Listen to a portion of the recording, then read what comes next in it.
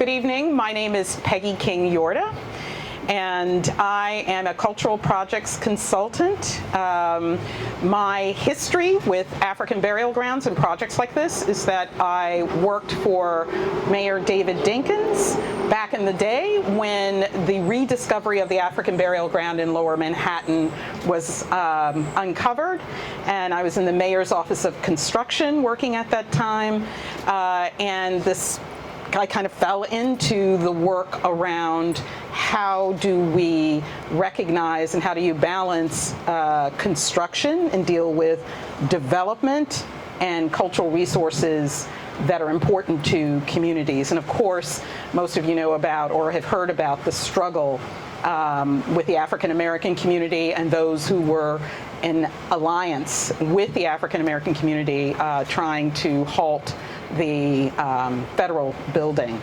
So I work on burial grounds globally. I'm working on a site in the South Atlantic, St. Helena. Some of you know that island because of Napoleon. And there are other sites around the U.S. and in the Dutch Caribbean.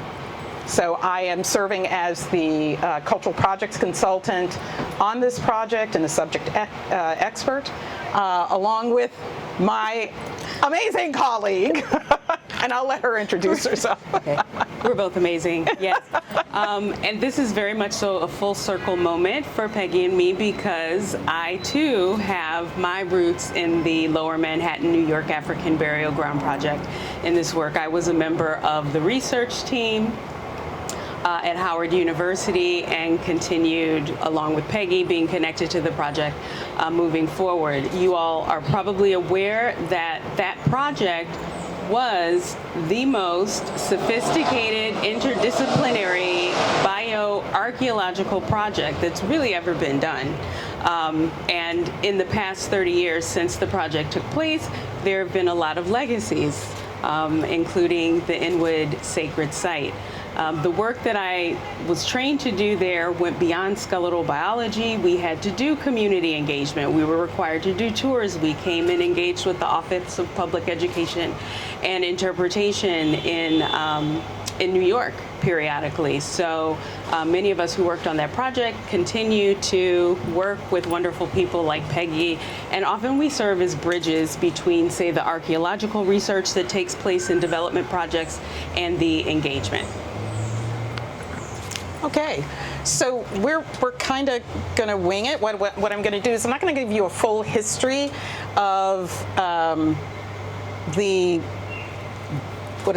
sacred sites. I really want to just go to the Inwood African Burial Ground and the indigenous ceremonial, I hate to use the word pits, but they're shell middens, which are, for those of you who don't know, these are wells that are filled with sometimes animal bone and shells, and they come from an earlier period, is that correct? I mean, correct me, than many of the burials, the African burial grounds. So this is the map. I'm going to sort of quickly go through it so that we can have a conversation. So that is the map. This is the site, which is a few blocks away. This is after or before many of the buildings were torn down. This was an auto repair shop, and it had served as a gas station, and the site had a number of things on it. But in 1903, the remains are removed or dug up unceremoniously at the site to make way for a road or transportation system. And unlike the remains of the Dyckman family and the Nagel families that were in a cemetery down the road, the remains from this site, nobody seems to know what happened to most of them, but reportedly the newspaper reporter indicated that someone from the Museum of Natural History had collected some remains, as well as a few other people and passersby.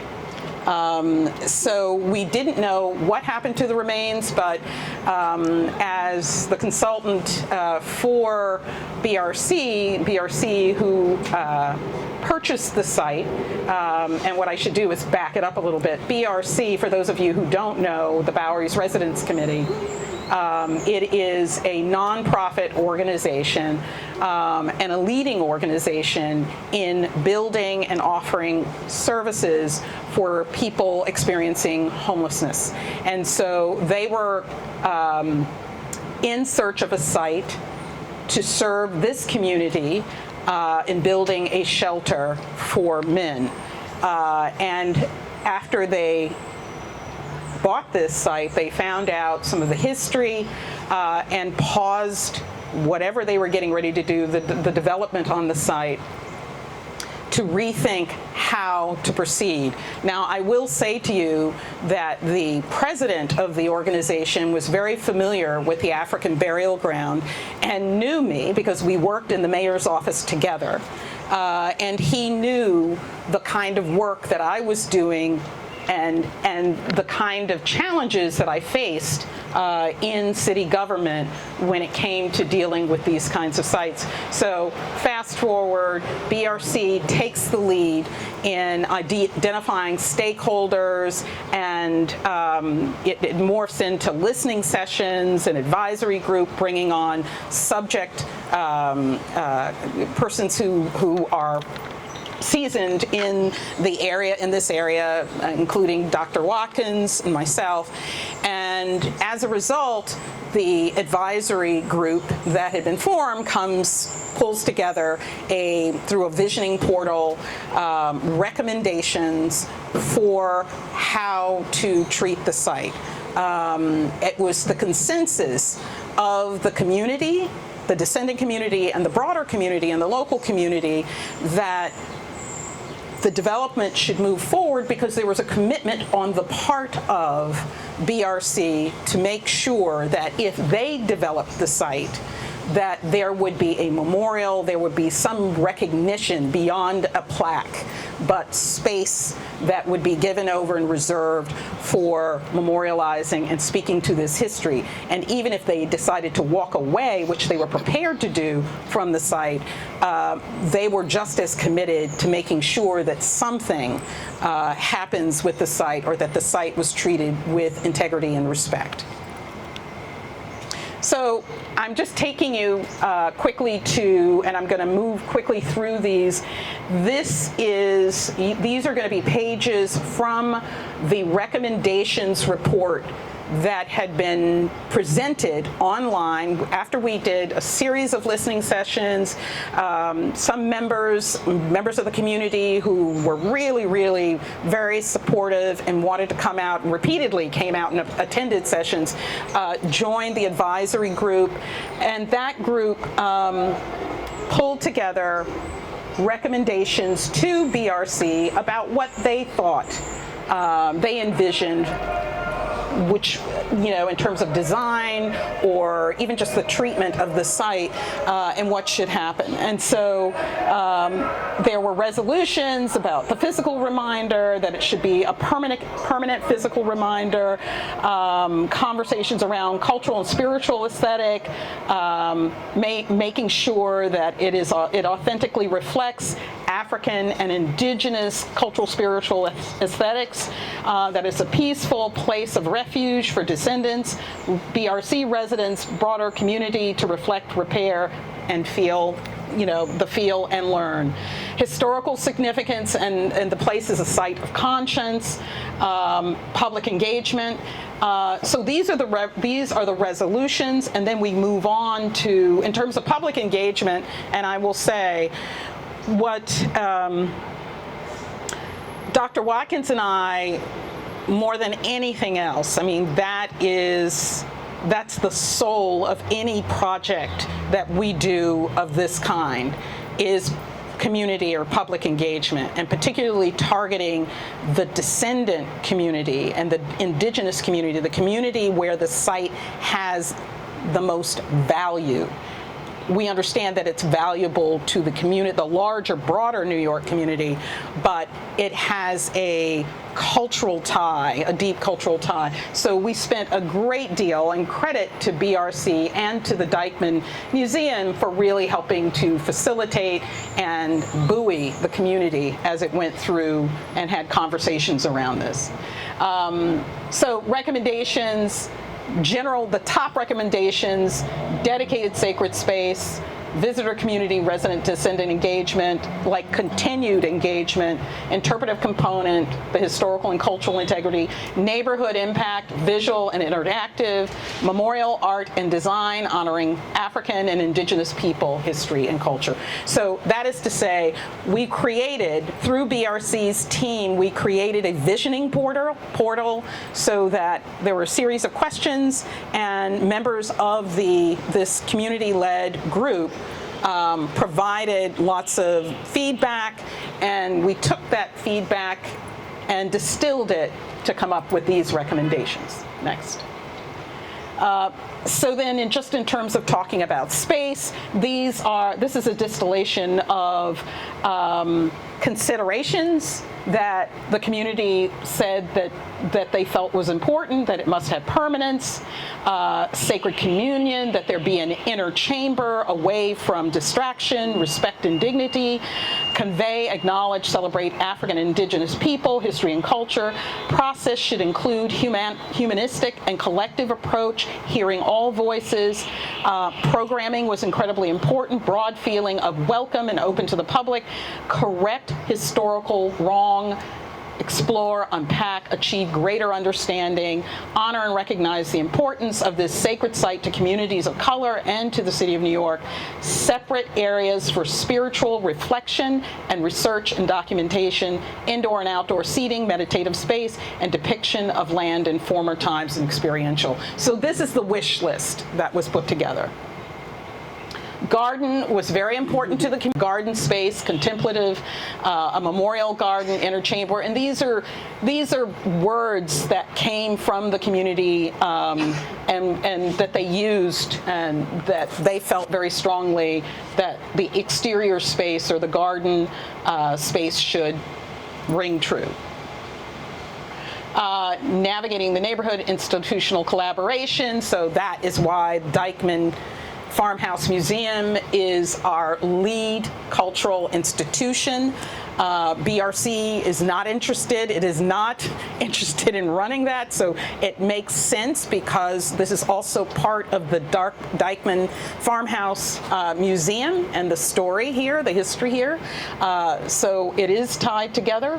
And the only other thing that I would say is that developing, some of the key stakeholders, Dyckman Natural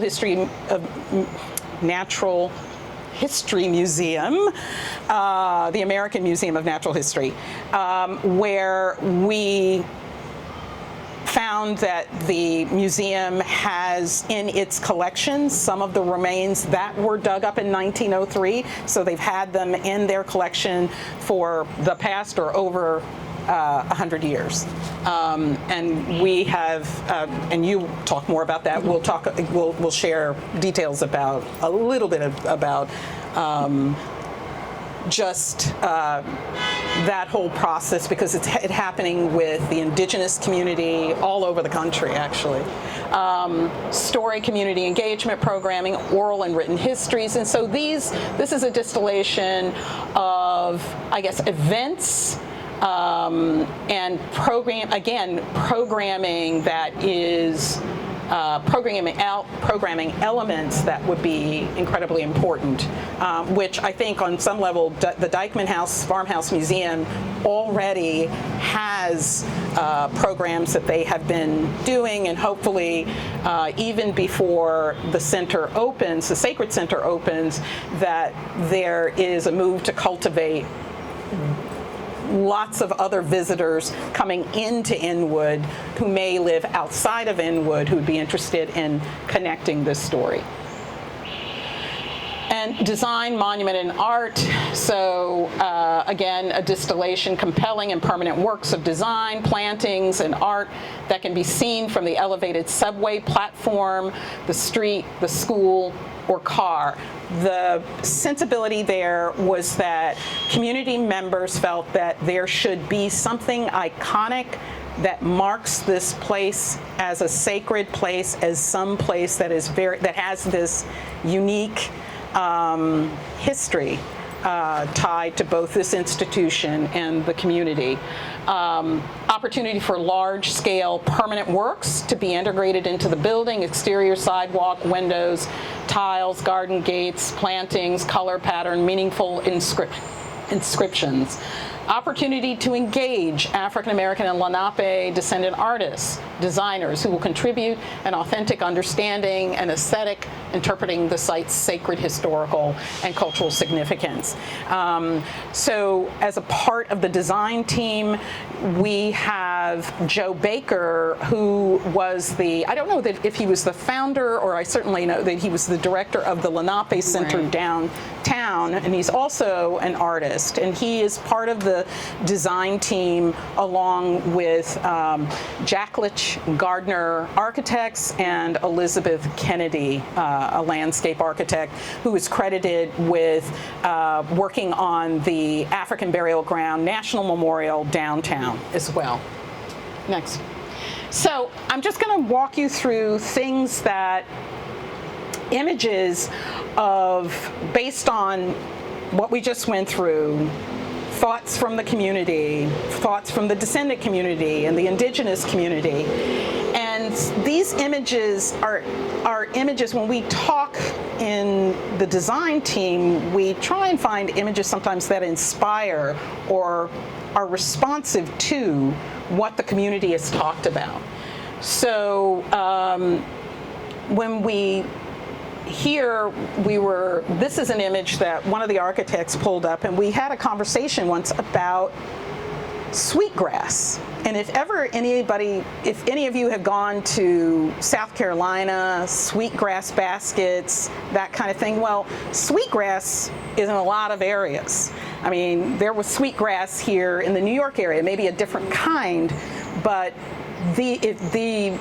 it was something that was used for basket making, certainly for the indigenous community, but I would imagine the same within the enslaved African population, enslaved and free African population. There is an image, which I didn't include, but there is an image of one of the earliest Dutch advertisements of a Dutch man and a Dutch woman with New Amsterdam in the background, and at their feet, they're images of these African people. And it's sort of an advertisement that's kind of telling the Dutch, come to the new land. But in that image, there is an African man and an African woman carrying a basket on their head with things in that basket. And I imagine these were things that were also being crafted there in the community.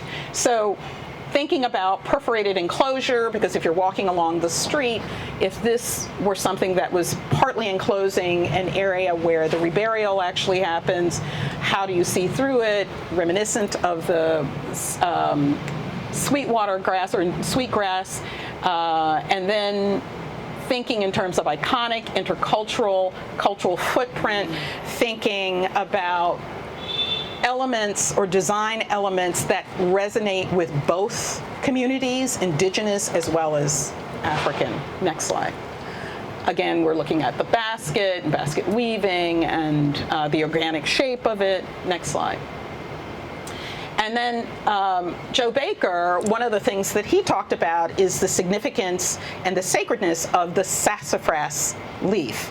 This leaf, this motif is used in the Lenape Center downtown, and so we're looking at ways in which this motif can be used within the center. making sure that there's an indigenous footprint. But the sassafras, if anybody knows anything about the sassafras leaf, I'm from the state of Georgia, and in the South, you use sassafras to thicken your gumbo. So it is an element that has ties both in the indigenous community as well as the African American community. And again, this is just another image. All right, so this is the shelter. It's just basically the form of the shelter that's going up, and these are studies of trying to create these organic forms on the outside. This would be the entrance into the Sacred Center, and outside, if you know the elementary school is there off to the right, and this area is really open, and the level drops, and that is the exterior garden. You'll see that in plan. Next slide. This is the school perimeter. There's a fence, and then down on the lower level, there's an exterior garden. This is not what it looks like, but one of the earlier studies where we had, this is kind of out of sequence, but a processional through the space leading to the exterior. But and you can go to the next slide, this is coming in, there was a foyer, an entry place, and then you made your way down and out to the exterior space. After you might go another, and then this is outside. We'll pause for a second there. Part of this study was that we were thinking about processional, leading outside. But after a period of time, we did want to think about how do you, because this is a very intimate space, how do you gather people? Is it that you're only gathering outside? How important is it to gather people also on the inside? And so the architects we started conversations around spaces for gathering, the ability to gather on the inside as well as the outside. Next slide. And this is another, just a view looking to the outside. You can move on. This was when we were thinking, there was a consideration about really should this be open to the air? And so this is just a design without the glass enclosure.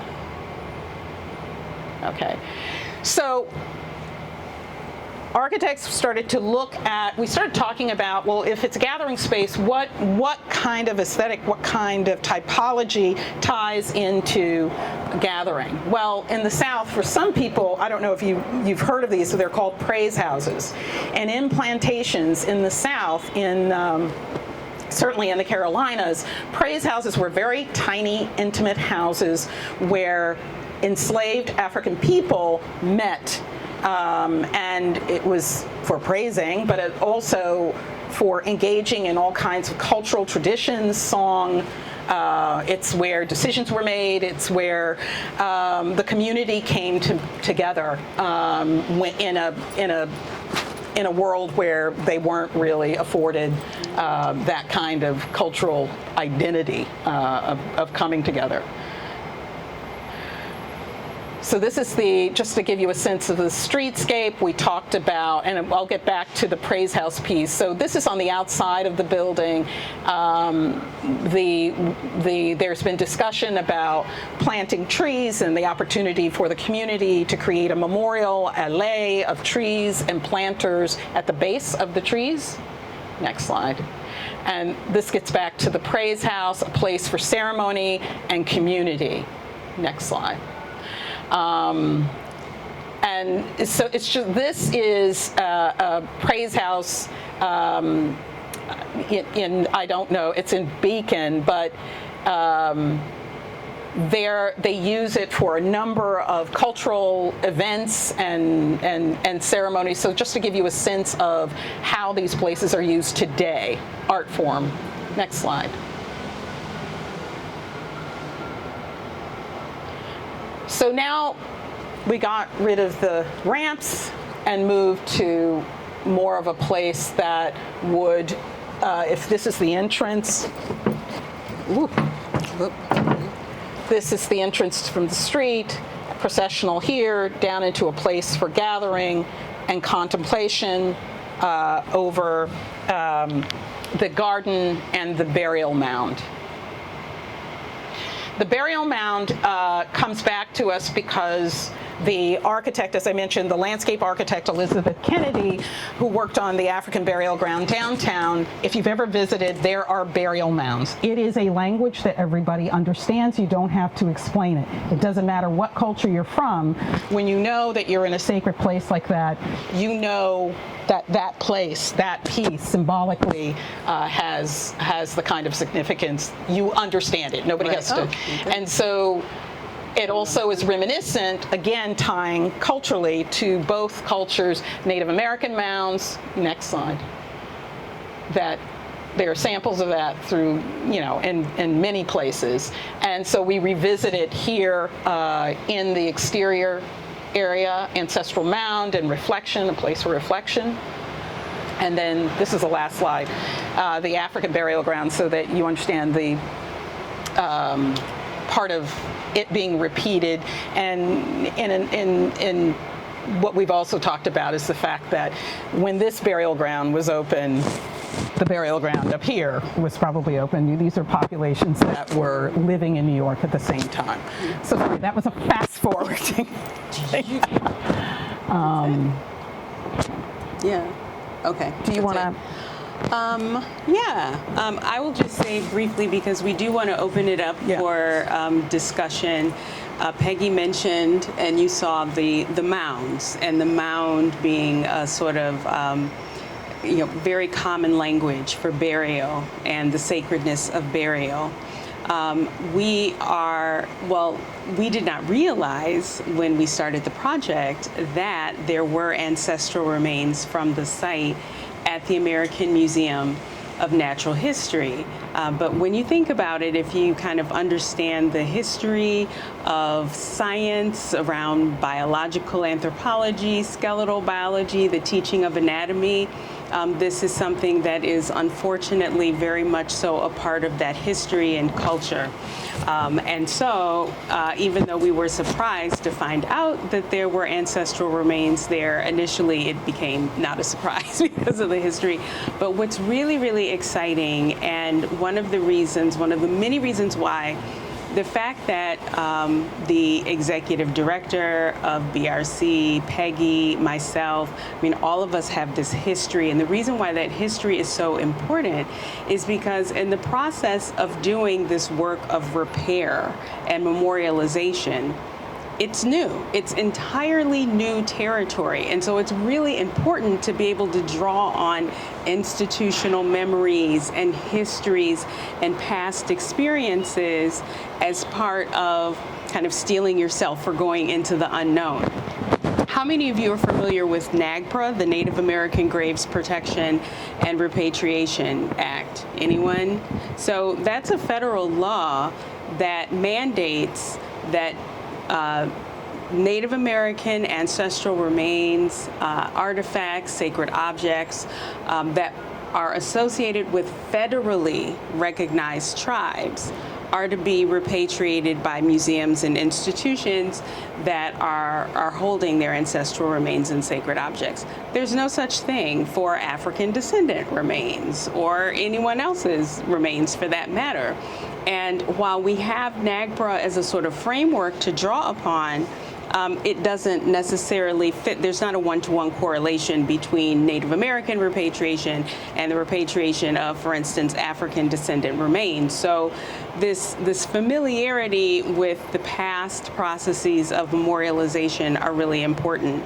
And it's also really important because we're kind of charting a path around repatriation without a NAGPRA type map. And so in doing so, we're actually creating the policy, we're creating the process as we go. And therefore, it's really important that, again, that network is maintained, because it's really going to be about kind of growing the number of people who are involved in this process and creating its process of becoming. So I'll stop there for now. Do you take questions now? Yeah. Okay, questions, points of discussion. Just if you could repeat the question. Okay. Sure. There was a lady, I'm sorry, there was a lady all the way in the back, and then we'll move it forward. We'll come forward.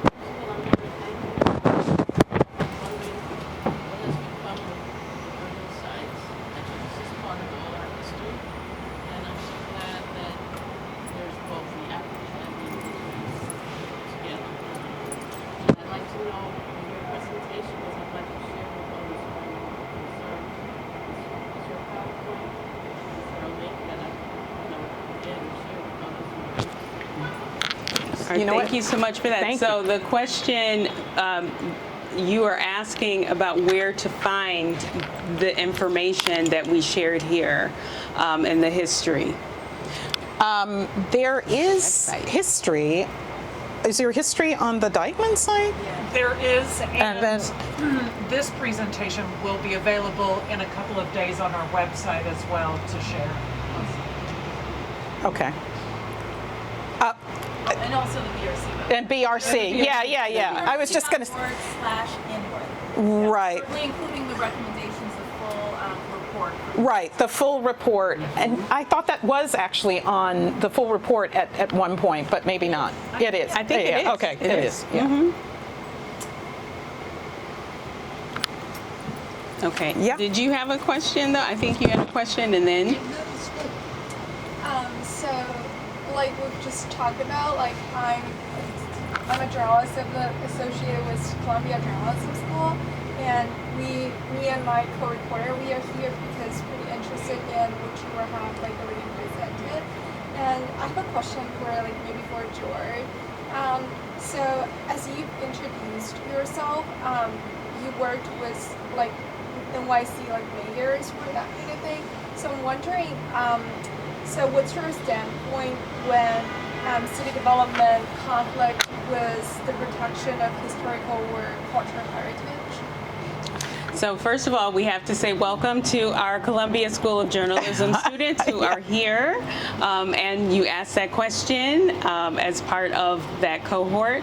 And the question that you were asking of Peggy is, what is her standpoint on how to mitigate the conflict that arises between development and the protection of, and the historical and perhaps sacred significance of these sites that are being developed. Is that correct? Yes. Good. Thank you for that question. My standpoint is that any developer who comes to a site and has the kind of site significance that this has, particularly where it concerns marginalized communities, there has to be a pause. There has to be, they should and have to defer to the descendant community about how to move forward. If the question, and I'm not sure if you're actually asking this, in many of the community conversations over the years when the African burial ground downtown was being sort of negotiated, there were some members of the community who said there shouldn't be anything there at all, and then there were some members who said, well, we need to have a memorial, and they were willing to discuss it. When I worked in the mayor's office, I would fly to other cities to see examples of development and how cities were mitigating in Germany and in England, because those places they encounter those kinds of sites all of the time. How are they handling them? And oftentimes they're actually spending the extra money. Maybe the building's going up, but maybe it's going up 3 stories above, and the rest is an interpretive center. The resource has been protected in place. So there are ways in which protecting or addressing or impacting or not impacting important cultural resources can happen. I think, I also want to add, because I know we keep shouting out BRC, but it's really important to emphasize that BRC is not required by any law whatsoever to do what they are doing. The Section 106 of the National Historic Preservation Act that requires community consultation, etc., only pertains to federal land. Okay, this is private property that they purchased and elected to subject themselves in part to a process that they really did not have to do to the extent that they did.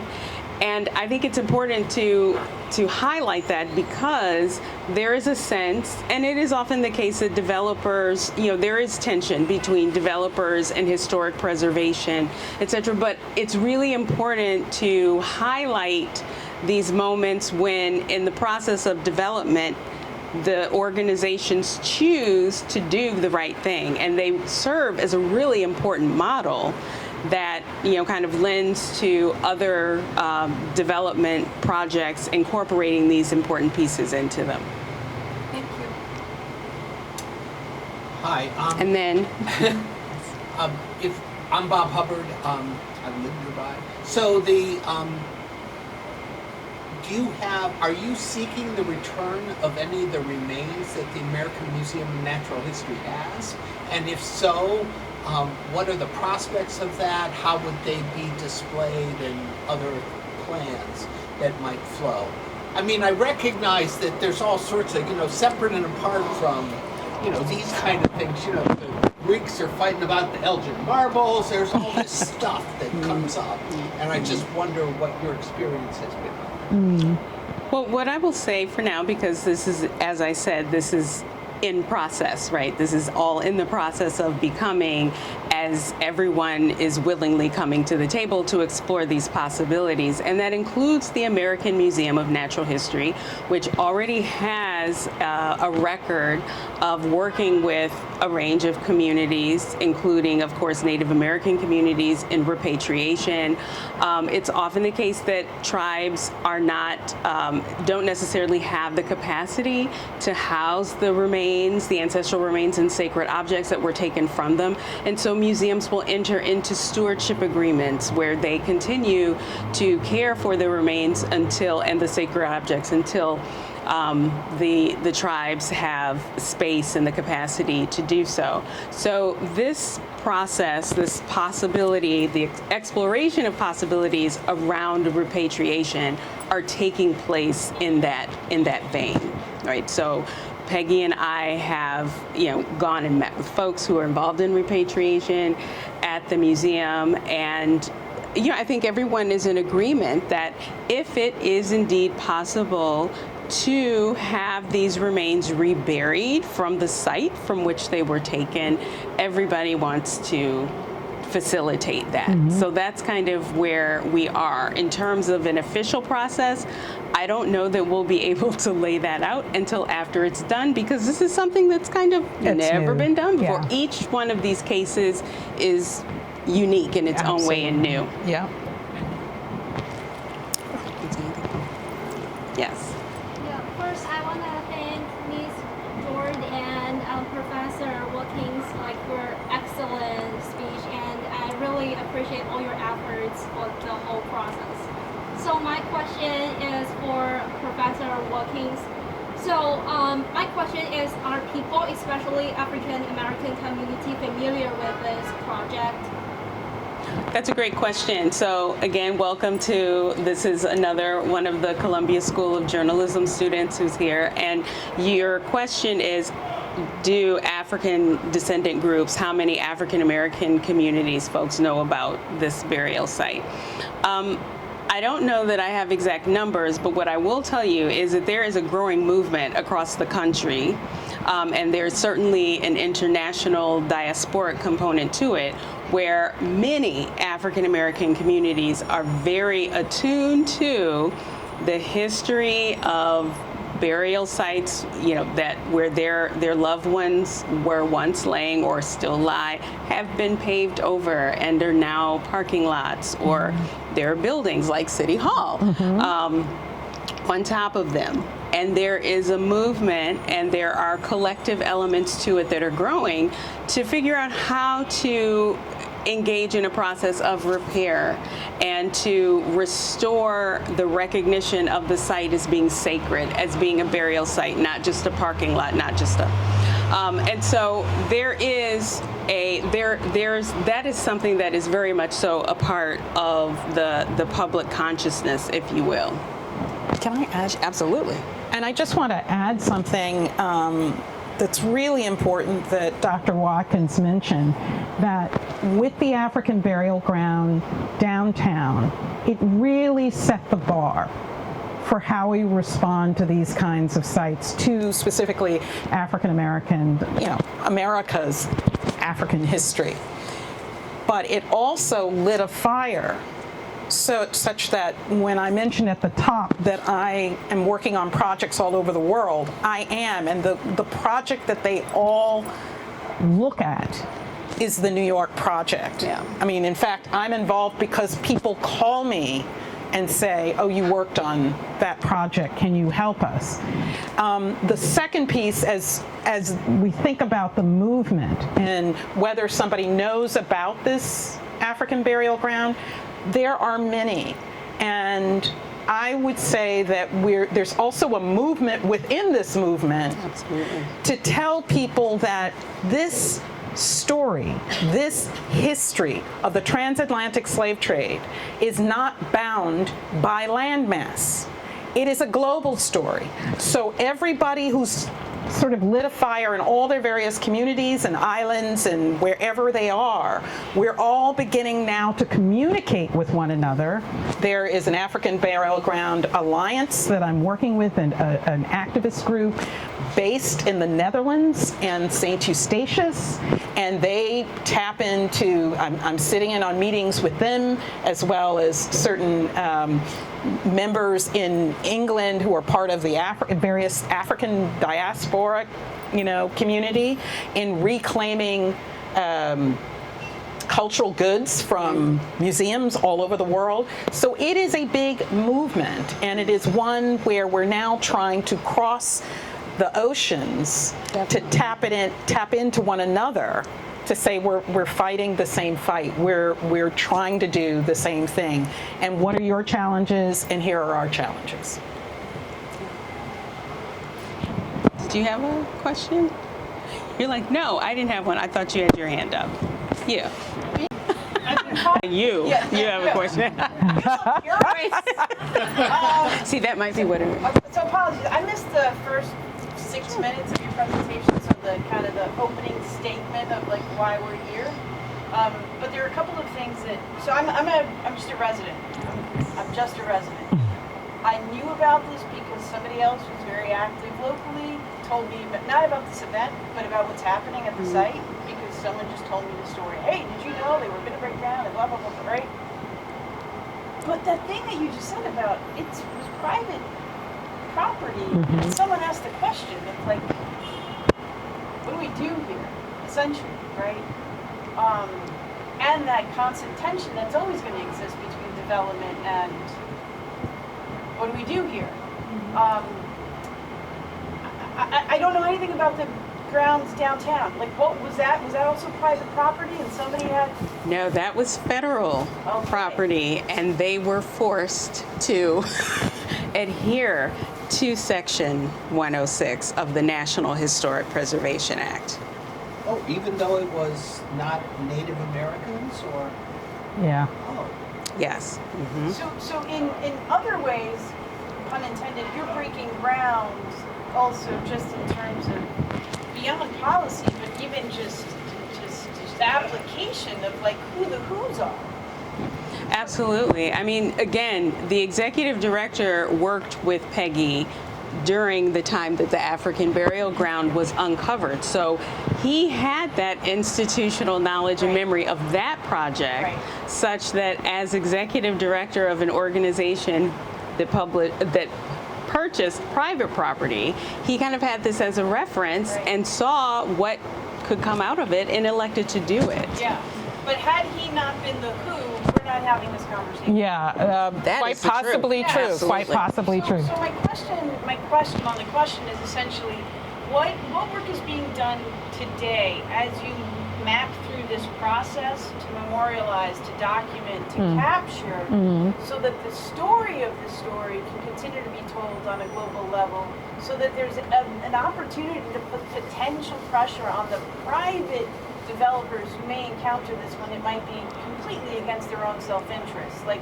And it's only public pressure that ever gets a chance to sort of move those things, or policy, right? New laws, new legislation. So I don't know. We should It's talk like about kinda, the film and all of But I didn't have a amazing question. things. Yeah. No, No, but it's- you know what? Your no, it's comment important, is really good, and Yeah. and the answer it's a multi-pronged answer, which is, I've been screening a film on the burial ground that I was consulting on the island of St. Helena. We have a documentary.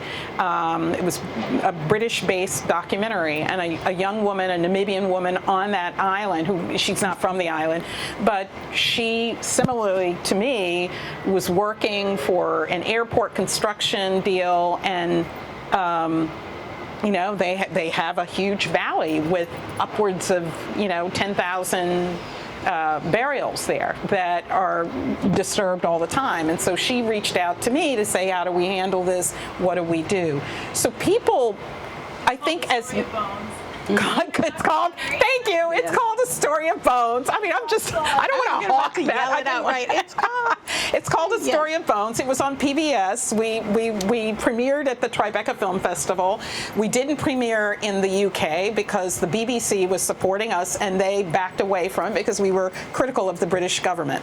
So, but now it's gotten traction in the UK and all over, and we're screening the film all over the world. But to your point, it's films like that. It's more projects like this. I mean, Muzzy Rosenblatt and Nicole, who is representing PRC back there. I mean, they are the royal family of this organization that stopped and said, look at this. And it's because of the CEO's experience having been exposed to that and recognizing even, and I will say, very honestly, I think, he has great respect for cultural heritage, for his own cultural heritage and, clearly others. So it's in doing and stopping a lot of these projects on the smaller level that hopefully it becomes part of the lexicon of this community, of the larger New York community, of the larger global community, that you just don't move forward. In the same way that when you're in the QUK and somebody puts a backhoe in the ground and you see that there is an amphitheater and it might have been something where Shakespeare had, whatever, and everybody stops, right? And so I think that and in addition to the work that Dr. Watkins is doing, Dr. Michael Blakey, who was the scientific director for the African burial ground, pulled together with community people and other subject experts what's it called? The Rubric? The rubric. Which you can find, you may be able to online. Absolutely. And it's for anybody in any community, and it really gives you, it's that how-to book and the things you ought to be thinking about, institutions, how they should be dealing with the community and engaging with the community, what the community should expect. And so that's out there. I just worked with a group out of Duke, and we put together a how-to for community groups who want to, maybe there are people who have in New Jersey, part of burial grounds in their backyards that were, because they were all these Dutch farms in the area. So those kinds of tools are now out there, and hopefully everybody, as I said, everybody takes it on as a part of their personal and civic lexicon in how we deal with these sites. Well, that's why I'm here. Hey. Great. All right. Storytelling, right? Right.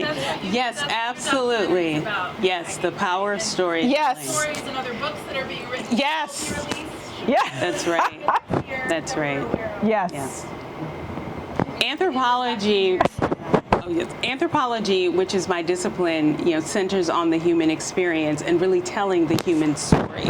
And that's what we're talking about, that's something that is very powerful. Humans are connectional, we're social, and we're storytellers. And it's really about kind of deploying our very nature in ways that go beyond just academic research that's kind of isolated from people outside of the academy, that's isolated from other communities that are doing it outside of your area. I mean, it really is the connection, like Peggy said, is really the answer here. That's really the secret sauce we're learning. The secret sauce. Oh, and you should add, and I'm asking Dr. Watkins to explain this because I didn't know it until I was on a site downtown. And I thought it was just powerful. And that is the importance when we talk about archaeology. Oh, sorry. Yes, right. When we talk about archaeology, that, if you hear people say, oh, why is that archaeologist digging up my people, that kind of thing. I mean, what I did not realize is that when archaeologists go in the field, they're the first ones on the ground interpreting what they're seeing. So imagine a community of folks who were in this society and in other societies who never had anything that anybody need respect, who were considered less than human. Like, imagine that, right? And then fast forward hundreds of years later, and then all the books have always said, these people were happy in their condition, and all these other things are going on. And then fast forward, here the ground is open again, and here's this cultural resource, and there are people in the field that don't look anything like me, may not even have the emic. Right. I learned a new word. The insider story, the insider sensibility about what the resource that they're finding, or the clues that they're finding about this resource, these people, and that realizing that it's important when the community thinks about who is leading that effort, who's in the field, who is now telling our stories and interpreting our stories. That's powerful. So the piece that was so incredible with the African burial ground downtown was everybody said, halt, wait a minute, who's leading the team? That's why Dr. Blakey's leadership was so incredibly important, because already there were things that were happening with the resource and how it was being handled, statements that were being made to the press on, what they thought the history was. And so, they write those stories, and there are professors who make their careers on, I'm an expert on your culture and you're not, and so we want to rethink that. And that is why I'm connected at the hip to this one, because that to me is critical. Right. And, as academics, we have to do a better job of translating our work. But what I want to add quickly to what Peggy said is that historically, to her point about archaeology kind of being a discipline where, at least in the United States, I mean, I can give you specs for the United States, Up until very recently, we can say very easily that over 90% of research on archaeology in the United States focused on African descendant groups, African American historical sites, and there were maybe like 2 or 3% African American archaeologists. You know, as a biological anthropologist, the very first African American biological anthropologist to get a doctorate in the United States was William Montague Cobb in 1932. And by the time I got my doctorate in 2003, I think I was maybe 15, between number 15 and 20. So there's a way that, you know, part of this history of, you know, kind of utilizing the ancestral remains and artifacts and sacred objects of marginalized people has naturalized us being the research subjects and not being the knowledge producers. And so this movement that we are a part of is about flipping that, so that we have people who are historically the research subjects being a part of, we're the knowledge producers.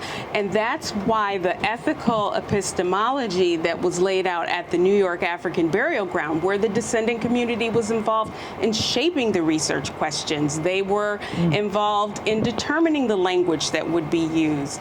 That's why that was so important, because in the academy we learn, well, oh, you have to be a subject matter expert to lend some expertise to this stuff. And that's not the case. We have to think about expertise very broadly and in a kind of intersectional way. And that's what these projects are about. And that's why they're so important. I love that. More? Can I maybe ask one more question? Sure. Maybe you've just already covered that, but as like a professor and also as an educator, so what are like the key takeaways you want your like students or like the young to know more about, especially from the standpoint of like them being like future archaeologists? How should they like juggle like both carrying out like archaeology, that kind of like work, research work, and also like protecting the sites as well?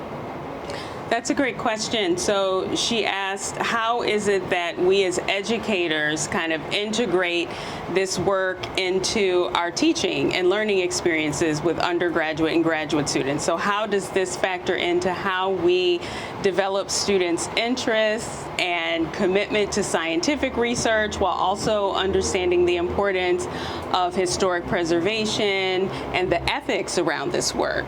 And one of the things that we do is we talk about ethics, community engagement, et cetera, as part of scientific rigor. So historically, things like community engagement, what have you, are thought of as the non-academic components of a project. You know, being ethical, the community, that's kind of like the service stuff. That's not really research. And so one of the things that I emphasize to my students is that your work is not rigorous without considering these things. That's part of the scientific rigor. It's not ignoring it, right? It's actually the opposite.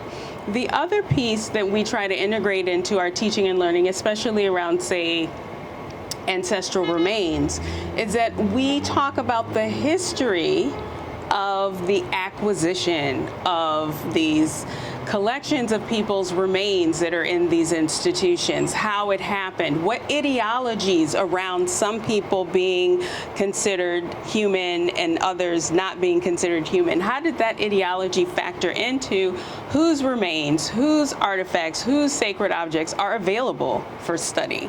And getting students, kind of sensitizing them to the fact that this is an incredible privilege, and there are a very specific set of social, historical, economic, political circumstances that are allowing them to learn human osteology, or, you know, involving the remains of these folks, or archaeology, you know, that where you're learning about Native American history in a way that is tied to a history of dehumanization. So it's really about, again, that kind of intersectional, integrative approach to the work.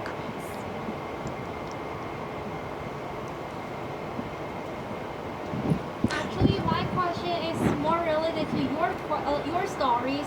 So my question is, how you like when exactly you start this project, and how like so many people put so many efforts into this project. Like how can like unite so many people, and what is the biggest challenge in the whole process? So the question is what are some of the challenges in getting people involved in this work and kind of sensitizing people to these issues? No. Oh, no, okay. Sorry. So like first is when exactly you start this project? Started? Oh, when did we start it? When did it start? Oh, when did it start? Yeah. Aha. Oh. What year was that? 2022, I think.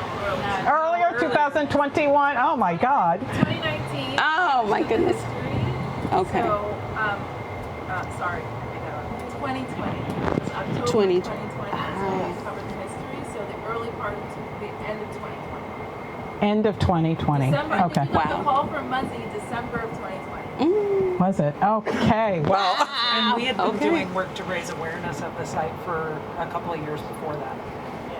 Oh, really? Okay. Okay. Well, yeah, I know that the Dyckman House Museum has had information regarding the site for quite some time, older records.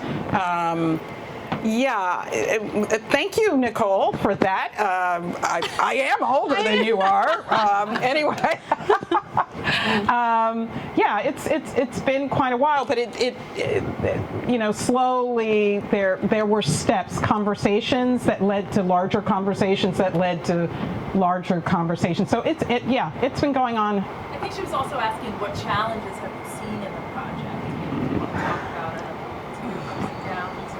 Yeah, and also like because there's so many people's efforts, so I'm really curious about how can unite so many people, like so many experts, and so Unite. many professional people to do Right. one project. Right. So how do you unite them different together, groups unite. of people? I Got it. see. Yes. Like if there's any like challenge, the biggest challenge you've met, like. Well, I think that there are small, and then I'll hand it over to Dr. Watkins. But there's always the first challenge, which is, it comes in layers. There's always the first challenge, which is the developer or the person who acquires the site. So then the deal is because they're dealing with budget, they're dealing with a board, they're dealing with other people, and there were many different views, I would say, within BRC about whether to walk away or come. So you are dealing with lots of many questions and conversations, and then coming to a consensus about what the next step will be. And then, at least when I come in, I was actually privileged to be brought into BRC's early conversations, in their inner conversations about how people felt, how the board members felt, how people who work for BRC, particularly people from the descendant community within BRC, having those conversations. And that was really important. I'd not been a part of something. Every project is different that I've participated in. But then the next challenge is always the challenge that we are always like getting ready for, because these are considerations behind the scenes anyway, is the community. Where every community, you can be the same color, but every community is going to come to this differently. And if there's anything that I've learned, I've worked with communities outside of Atlanta, Georgia, and the Caribbean islands, and I've been in meetings where a community, people who look just like me, who say we're not African Americans and we're not going to do it that way, right? So you come in, usually our role, Dr. Watkins, when we come into a situation, you're there kind of to listen. You try and make recommendations that are going to resonate and make people to understand I'm not on any one side. I'm not here with an agenda, which is why I left city government. When I decided this is the work I wanted to do, I decided I'm going to leave. I'm leaving because I want the community to trust me.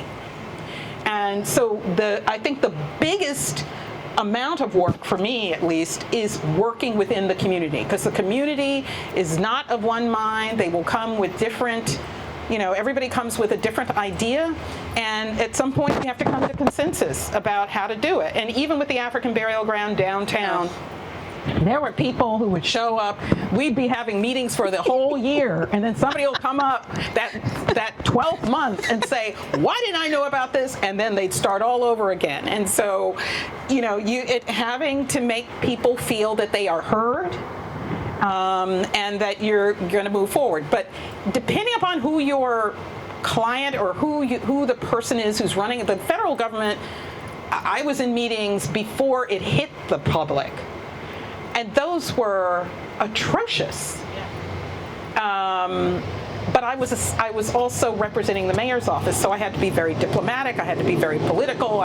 So there's like a lot of sort of all kinds of activism happening inside and activism happening outside. So I don't know if I completely answered your question, but with these projects, there are all of these little pieces. With this particular project, I would say one of the unique challenges was that you have a shelter. It is a shelter. And shelters in New York, I'm not from New York, but I've been here, I've lived in the area long enough to know. That is a hotbed, okay? So you have now this issue that there are lots of people who are on two sides of the fence on that. And then, but you have this organization that has a conscience who's trying to say, yeah, but look, here's the deal. So that is what makes this project so powerful. And I'm telling you, it is setting the bar on so many levels. It's incredible. Yeah, I will just shout out Peggy around this and say that again, because of her long and deep well of experience and commitment to this work, she is a master collaborator. She knows how to, again, these things are not just things that run down people's drains. This is a skill that is developed to be able to bring people together to hear, not just to hear people and to listen, but to communicate to them that you hear them and that you are listening so that you can move a collaboration forward. That in and of itself can be a challenge, developing those skills, because it involves you having a bunch of experiences where you get like overwhelmed by, it's like learning as you go. So yeah, I think the community piece is the most important one, because we kind of have to approach it in a way where we understand that we're not going to get, a singular, position. People aren't a monolith. No group is a monolith. Mm-hmm. What was your hope even before tonight of what you would accomplish with this audience here today? And what might you want us to do as agents of support for this project? Ooh. I would say spread the word. Yeah. Spread the word. That's part of it. Absolutely. To spread the word and to Give us a specific action statement. More than what word? Which word? For lots of words. You know what? I remember during the New York African Burial Ground Project, there were people who weren't a part of the activists, the direct action folks, but who would hold up signs and say, do you know that City Hall is built over a burial ground of enslaved Africans? So, even though spread the word sounds somewhat trite, there's a lot of complexity in it, and there's a lot of possibility that is generated in sharing the information and normalizing the recognition of sacred sites that are not necessarily visible to us in a way that makes them legible as such. So if we start to normalize that in spreading the word and talking about sites, no, they don't have to have the gravestones. A placard doesn't have to be there, but we understand this is a sacred space. There's significance that we might not know about that's worth investigating. That's really important. And that really had so much to do with the activism down in Lower Manhattan, what's happening in Flatbush, what's happening in Harlem. There are burial grounds everywhere, and spreading the word is really central to everyone's agenda. Yeah, absolutely. And the other thing that I would add is, Melissa, who's the director of the Dyckman Farmhouse and I Museum, we had been working on a proposal because I've been cultivating, I've cultivated over the past over a year a relationship with the Dutch, the Kingdom of the Netherlands, right? And we're putting together a proposal and looking at and talking about the importance of programming. And Dyckman has a series of programs that actually happen here, but we talked about ramping them up with a lot of ceremony, because the sacred sites, I'm calling it the Sacred Site Center, when it is open, it is a ceremonial space. When we talk about a praise house there, the whole idea of a praise house, a place for people to gather, a place for people to engage in poetry, music, pouring libations, all of that. And Melissa and I had talked about, the importance of maybe starting to do that here now, because there was a question of like, well, do we wait until the center is open? And the reality is, people who may have been buried over there were working over here, okay? So their presence, their lives were lived out here, working here, living here, right? Taking care of this place. And so those kinds of engagement, getting the word out, maybe school groups or community groups that would really relish the idea of even doing a community-led pouring of libations, remembrance ceremony here in this wonderful green on this porch. So engaging in those things, because they're, communities pull together things like that all the time. Dyckman is leading that, but then reaching out to Dyckman to say, hey, I'm here to help tell that story. What can I do? Volunteer your time. Good Shepherd Church has done that for a number of years as well. Okay, yeah, Good Shepherd Church. Thank you very much. Come on up. Yes. Maybe another point outside of the history. For instance, the Phillips Manor, Barrington, and Holland, they've redirected their focus on the 23 enslaved people that had been on that property. And I'm so glad to know that that's been incorporated into their Oh, thank you. experience 100%. Yes, thank you for that. You were talking about Phillipsburg Manor and how that cultural institution is recognizing and acknowledging and honoring that history and the people there. And again, it's all a part of the movement. I was in Savannah and Charleston. A lot of the houses, if you are ever there and you're visiting now, they're getting funding to rework the stories, to tell the stories about the people who made those houses work.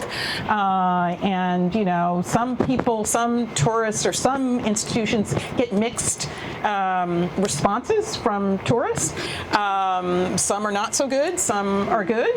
But again, that is, I'm so happy, just as you mentioned, that those institutions are doing that hard work. The history that